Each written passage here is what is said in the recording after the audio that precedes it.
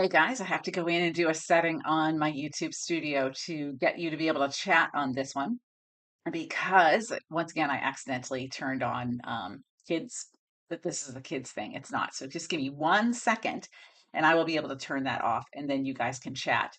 This is the manuscript feedback session and we are live and I'm going to give you feedback on different manuscripts that people sent in. They just send in 200 words at a time. So it's pretty cool when they do that. So your chat should work now, guys.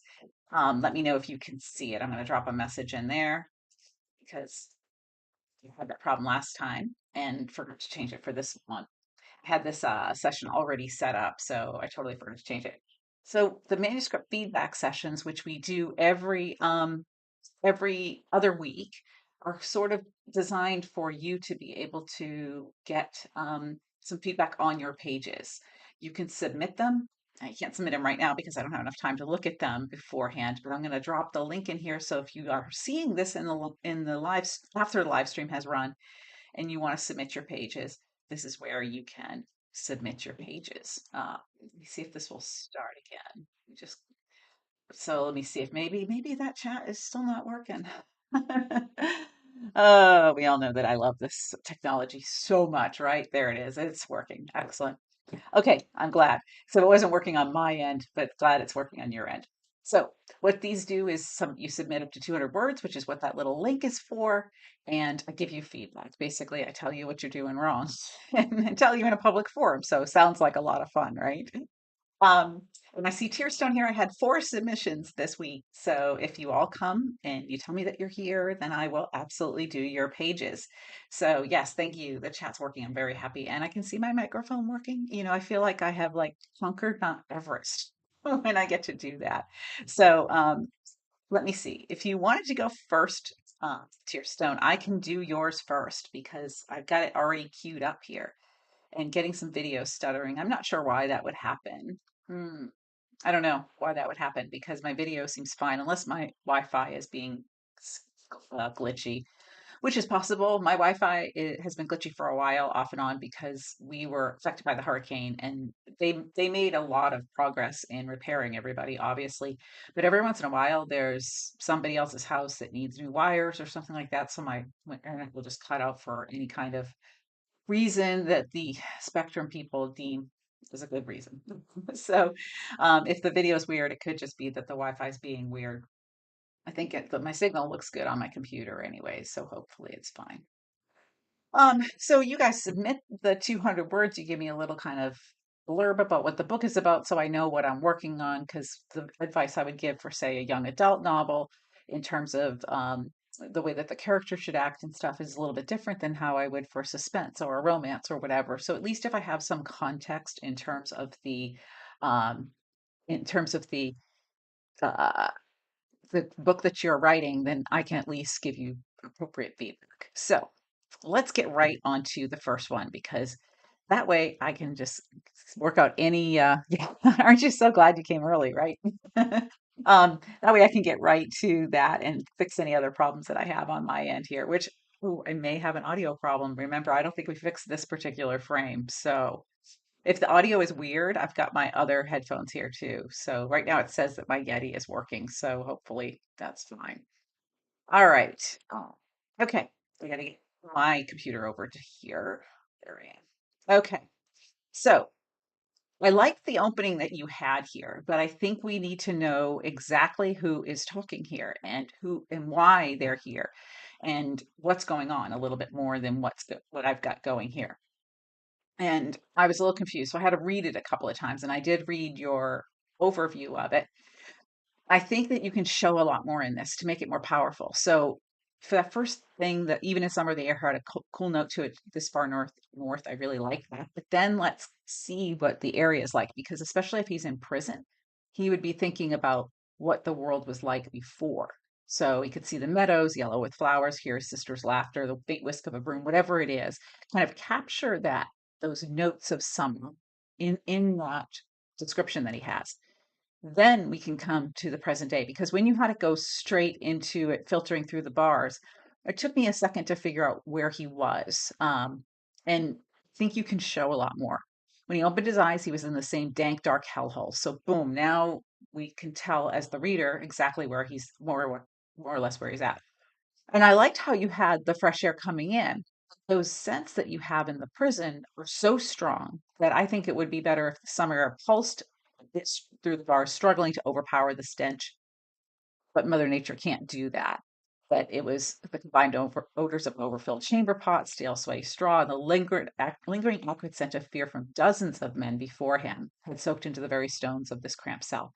So you had all of those great ingredients right there with the chamber pot and the straw and the med and everything else. And okay, he's just doing an overnighter for a bar fight he got swept up in. So maybe he wouldn't be thinking so much, or maybe that line here, what I put with the summer, hold on, I got to change this.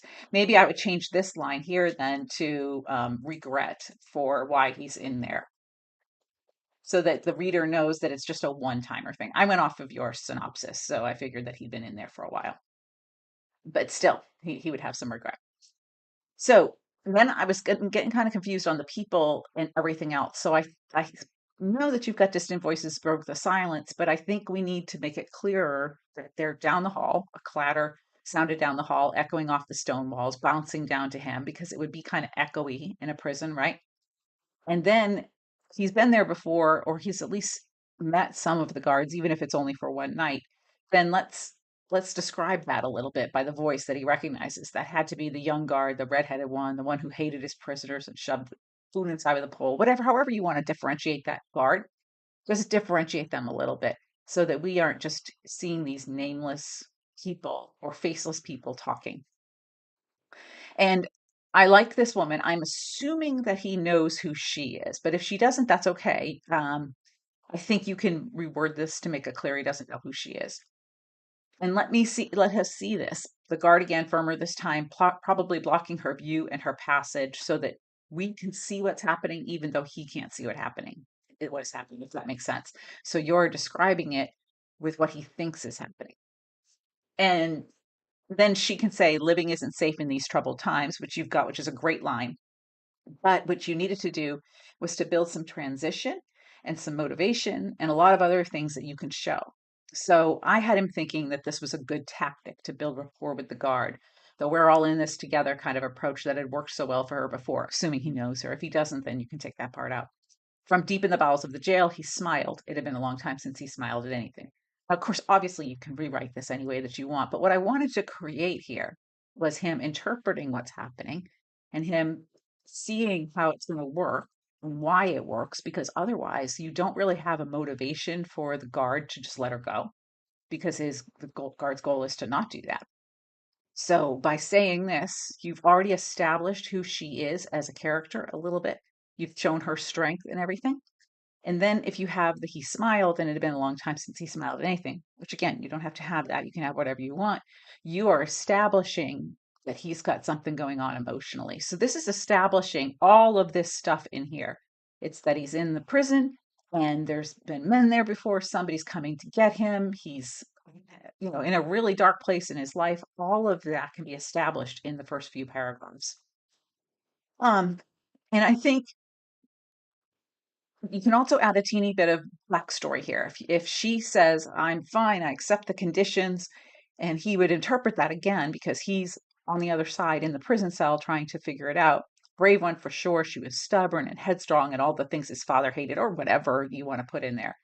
But now we've related her behavior back to what he knows in a teeny tiny bit of backstory.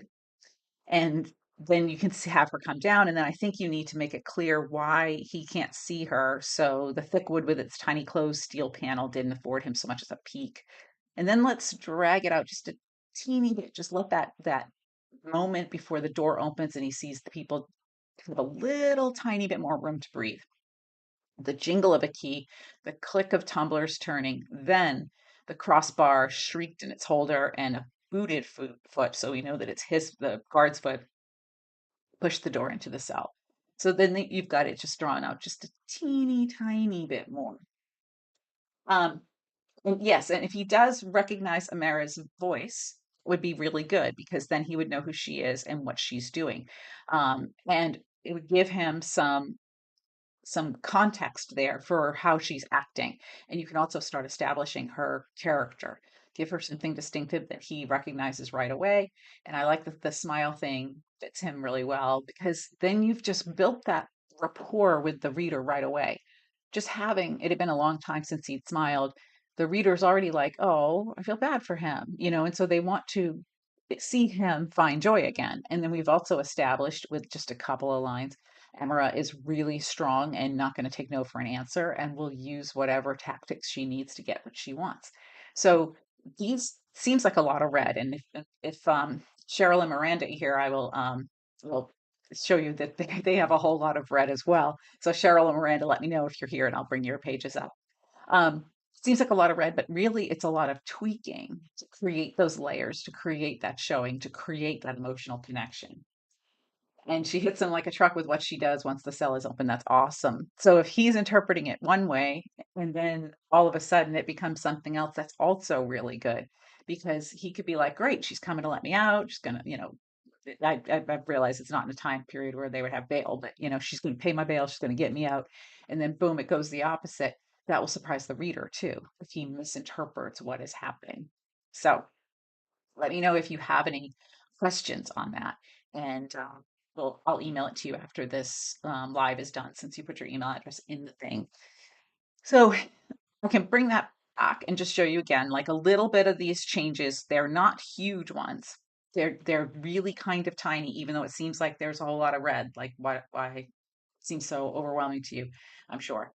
But just a tiny bit can make such a huge difference. And if you get this back and you turn off the markup, turn it to no markup, and you read it again, you will see the way that it flows a little bit better. Because that's what I'll do a lot of times when I get edits back, I turn it to no markup so that I can read it with the edits and I can see how it works.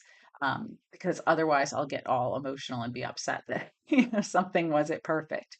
But you can see how it flows and how it kind of drags it out just a little bit. You get a little bit more richness in there, a little bit more of this environment as well. So it's not as bad as it looks. Okay, great. I'm glad you get it, and there's plenty there for you to work with. Let's go back. Oops, wrong screen. I almost messed it up. And I'm Cheryl's usually here on the manuscript feedback. So she's usually here right at the beginning. So I'm surprised because I would love to do hers too. The other three that I've got Rob, which was from 2 weeks ago, I believe. And then Miranda was a new one. And then Cheryl was moving forward with her particular book, but I just don't like to do it if you can't be here to ask the questions, which I get everybody has a life and there's Christmas and all of that. So if you're just joining us and you're like, okay, so how do I get that kind of feedback on my pages? Then you've just got to drop your 200 words into this form and check off that I can use it on the channel. And I will give you that same kind of feedback. This is really in-depth developmental and content editing and line editing feedback. This is something that I would have paid really good money for when I was struggling so hard to figure out what the heck I was doing wrong and why I couldn't sell a book. So I'm trying to do it for you guys in little teeny tiny snippets so that you can see exactly how it works. Um, and yes, okay. So in Tearstone, a lot of what did happen in this section was deliberate choice, getting through some of it faster to get to where they link up. I would have started closer to there, but limitations. Yes, I totally get that. But the whole point of the 200 words, as opposed to 2,000 words, is to teach you how much 200 words can do. And if you take the 200 words, the first 200 words of what I redid, and you look at how much more powerful they are, you can see how it can really advance the plot and up the stakes and make the reader more invested in just a couple hundred words. There's a method to my madness, as I said, to really train you guys how to make really good choices with every single word that you have to show and to bring something along, and also to create that emotional connection. One of the things that that's my dog back there having a bee dream. She's yipping in her sleep. Miranda and Cheryl did in theirs. They had a meet cute kind of moment, and you really want to have that be a lot of awareness, a lot of internal conflict, the romantic conflict. Writing a romance or any kind of genre fiction means requires having a lot of plots to balance at one time. Like you're doing a dark fantasy, Tearstone, and that you're going to have the characters external and internal, and then you're going to have the fantasy plot. You have all of these plots to integrate, and it's not easy. It really is difficult to weave multiple plot lines in together. Like sometimes a straight suspense, no romance, no nothing else is really much easier to do if it's just a cop trying to solve a crime. And I've written some of those kind of books, but I love it when you can weave everything all together and really make it work. So I just don't see Cheryl. I'm bummed because she had a really cute little section there with hers. Um, we will be doing this again. Let me see. Um, Not on the 23rd because that's the week of Christmas. We will do it again on the 6th. That will be the next manuscript master class. And yes, knowing what to blend where and tie it in where. So in the scene masterclass that I have loaded in the channel, I should kind of show you guys. If you look at the pattern, it's something I talked about, not in your particular section, but in Cheryl's and Miranda's, is action, reaction, impact. And when you do that impact part, kind of go back and forth between the impact on the character, the impact on the genre plot, and then the impact on the external plot. So that you're getting all of those impacts in there. But character takes an action or an action's done to them, they have a reaction, and then there is an impact. That's the emotional part. That's the part that really keeps the reader tied in. And if you can learn to look at the plots in that way, then you can see how it's like braiding three things at one time: action, reaction, impact, and like it's a really kind of chaotic but intricate French braid. I don't know if you watch Great British Bake Off, baking show, whichever it's called, but they had a time when they had to braid nine different strands, and it was so complicated to make sure that you got it all. But that's exactly what you're doing with the action, reaction, impact as you're moving this plot forward. So every single thing has to have an impact and a reaction. Yes, it's like scene and sequel, but this is on a paragraph and sentence level essentially, because the scene is all the action and the sequel is the reaction, right? That's a bigger picture because you have a scene goal. Like maybe his scene goal here is to get out of this jail cell somehow.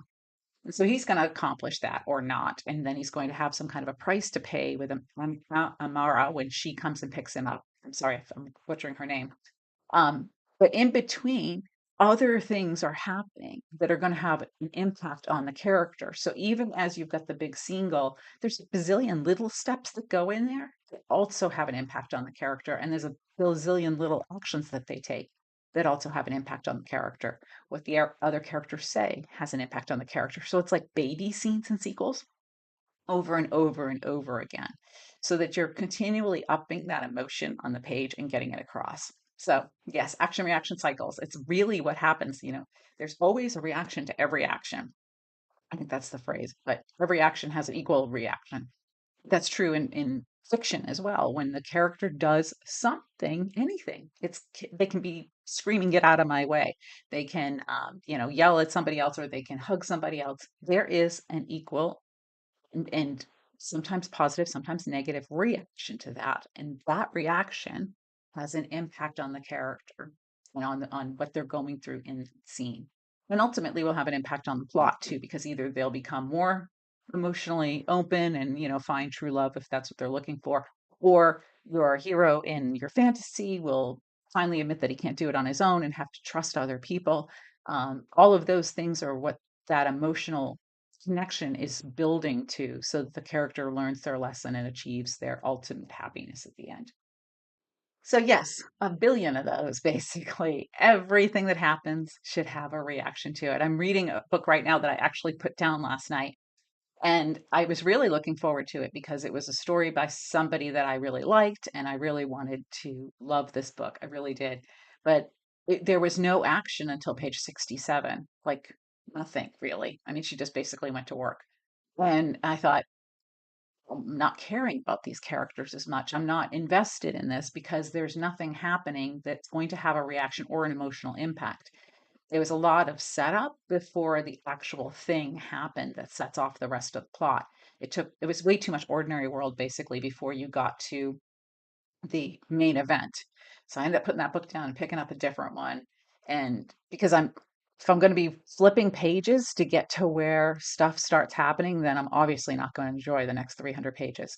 So I'm I may or may not get through that whole book because of that. Start where the trouble starts is great advice.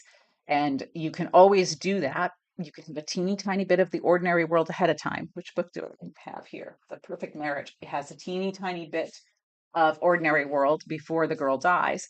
Um, yes, right before it, because he has there's the wife first, and then the husband finds his mistress dead. I'm not giving anything away; it's on the back of the book. Then the husband finds the mistress dead in his bed at the end of chapter two.